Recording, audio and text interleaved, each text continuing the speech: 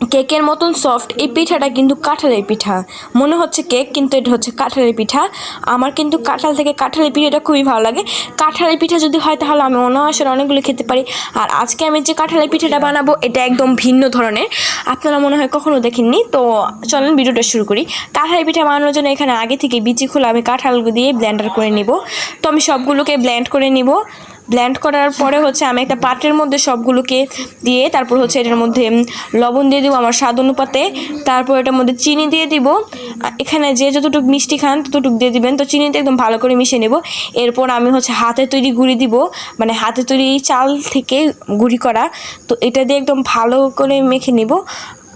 এখানে বাজারের কেনা চাল দেওয়া যাবে, আবার না দেওয়া চাল দেওয়া যাবে, আপনারা নিজেরা তৈরি করেও চাল দিতে পারেন। তো এখানে চালটা দিয়ে আমি এটাকে ঢেকে রাখবো। যখন এইটা ফুলে উঠবে তখন একদম সাথে সাথে বসে যেতে হবে।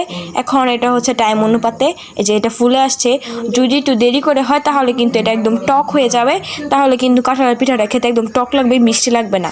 এরপর আমি একটা গোলবাটির মধ্যে তেল দিয়ে দিব। আর এখানে একদম হাতের ইউজ করা যাবে না, তাহলে পিঠাটা একদমই হয়ে যাবে। তো এখানে আমি তেলটা করে তারপর এটার মধ্যে যেই ডোটা তৈরি করেছি ওইটা দিয়ে দিব।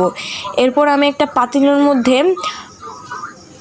কুড়া দিয়েছি, কুড়াটার মধ্যে একটু পানি দিয়ে তারপর আমি এটা বসিয়ে দিয়েছি। তারপর এটা ঢাকনা দিয়েছি।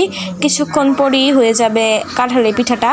এই যে এরকম কাঁঠালের পিঠা কিন্তু খুব সফট হয়, একদম কেকের মতন হয়, খেতে কিন্তু খুব দারুণ হয়।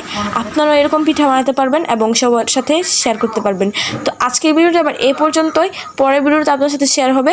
আল্লাহ হাফেজ। আর ভিডিওটা ভালো লাগলে লাইক কমেন্ট শেয়ার করবেন, আমার চ্যানেলকে সাবস্ক্রাইব করবেন।